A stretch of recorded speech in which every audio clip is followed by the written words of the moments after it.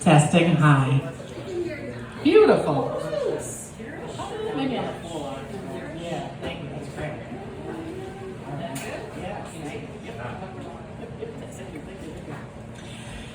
You know those tigers that pace back and forth in their cage with their eyes staring out, trying to escape? That was me. It's 1990, and my then fiancé Johnny and I have just moved into our first apartment together in Edgewater. To say we were poor would be an understatement.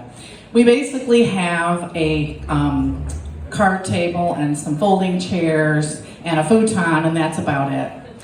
So I've lived with other guys before, but I know that Johnny is the one. But at the same time, as was mentioned in my intro, I've been to 15 countries all by myself. And so the idea of like merging my life with Johnny and independent me with I'm in love with Johnny me is kind of freaking me out. He, on the other hand, is ecstatic. He wanted to get married ever since he was a kid. He's like counting down the days to our wedding. And one day he says to me over dinner, "Hey baby, I think we should get a set of matching china and some monogrammed bath towels." Monogrammed bath towels? Is he crazy? This is the last straw. The next morning I go to the bank and I take out $2,000 and I take our Ford Ranger pickup truck and I go to this mattress factory on the west side of Chicago and I have them cut out this 10-inch piece of foam core that fits exactly in the back of the pickup underneath the cab. And I start to plan my very first ever solo camping trip. Now keep in mind I've never been camping before at all. I'm a city girl. But I'm like, I'm creative, I'll figure it out. So I throw in like some blankets and some sleeping bags and some pillows, and then I have 2 crates. So one crate has a flashlight and some dishes, pots and pans, you know, basic food. And then the other crate has some paperwork, passport, birth certificate, and 3 books. Number 1, Erica Jong, Fear of Flying. I know, it's such a great book. Number 2, The Artist's Way, my Bible. And who's read it? Raise your hand. I know. And then the 3rd one was The Lonely Planet Guide to Ontario, Canada. Yes, Canada. Okay. So my plan is that I have no plan. Like I'm just gonna travel and camp and drive around and try to find myself until that $2,000 runs out. The next morning I pop in a Tracy Chapman CD and I hug Johnny goodbye and I tell him that I'll call him, you know, like once a week to check in. And I'm off. So that night I'm like, okay, I'm tired from driving, I'm gonna splurge, and I go to a super crappy youth hostel in Minneapolis. It's great. And then the next morning I get up and I'm driving along the coast of Lake Superior and going through the Superior National Forest. And I get to the border with Canada. It's Grand Portage, Minnesota. And I go through the customs and everything, no problem. And as soon as I get to Canada, everything changes. Number 1, the signs are in English and French, right? And all the measurements are metric and the people are like super nice. And I exchange my money and I get twice as much in Canadian dollars. I know, I'm ecstatic, right? So I get on Provincial Highway 17 and I'm driving north and you know the rolling hills like turn into mountains eventually and then they're covered with these fir trees and it's absolutely stunning. And at 3 o'clock I decide that I'm gonna pull over and figure out, you know, where I'm gonna sleep that night. Now keep in mind this is 1990, so there's no internet, okay? Like my navigation is like 3 maps, Michigan, Wisconsin, and Minnesota, and then my Lonely Planet guide.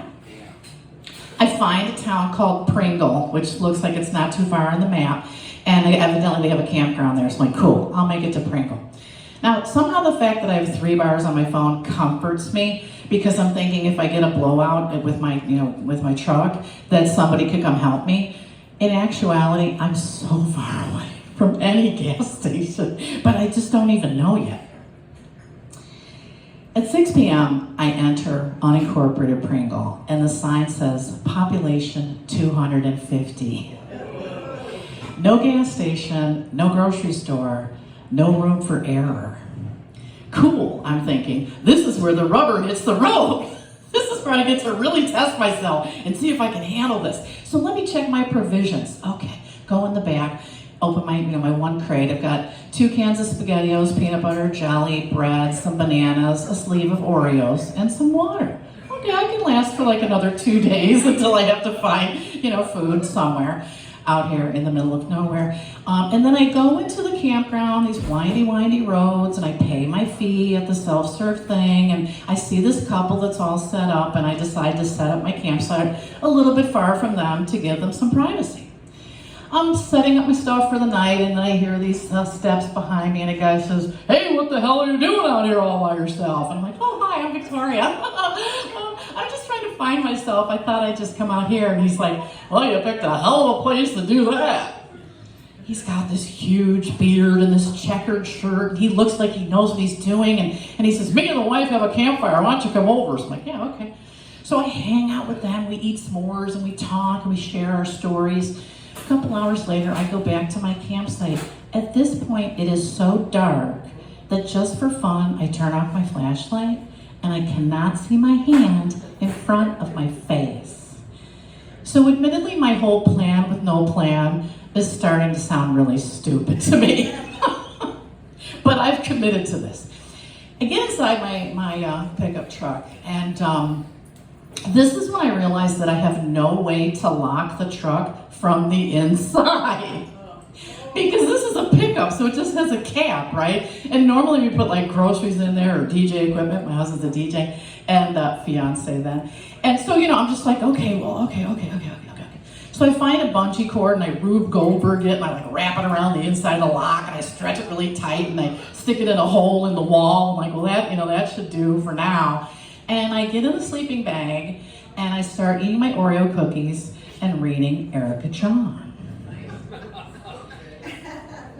And then I hear it.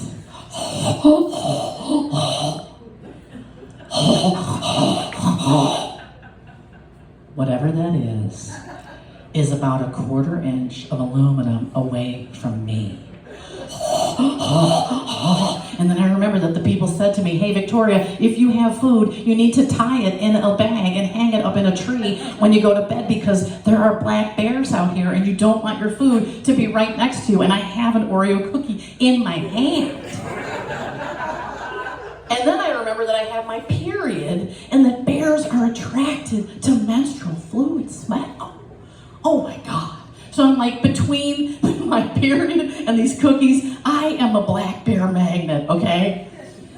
And then I say to myself, well, girl, you wanted adventure, what did you expect? Which is really not the nicest thing to say to yourself when you're in the middle of nowhere, about to be mauled by a black bear, and you have 0 bars on your cell phone.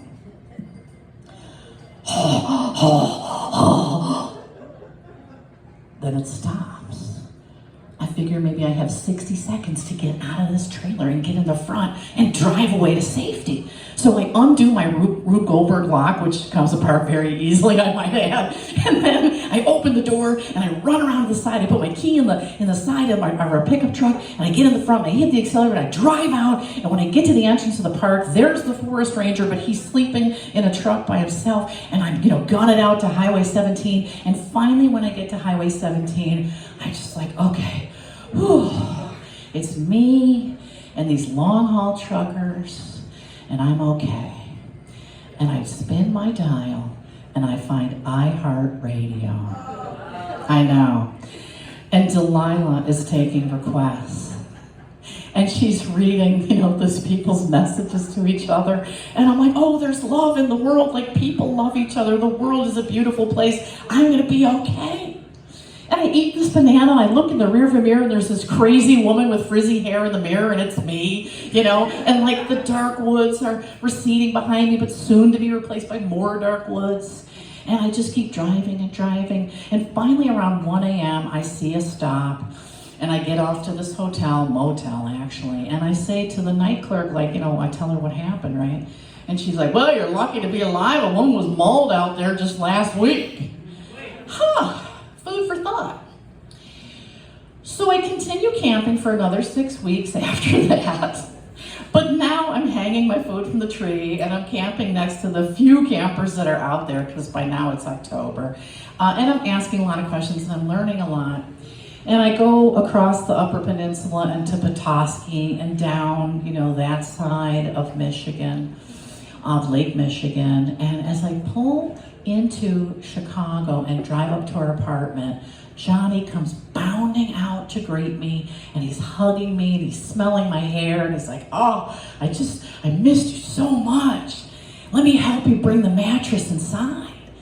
And then I stroke his cheek gently, and I say, that's okay, baby. I'm already planning my next trip. Thank you.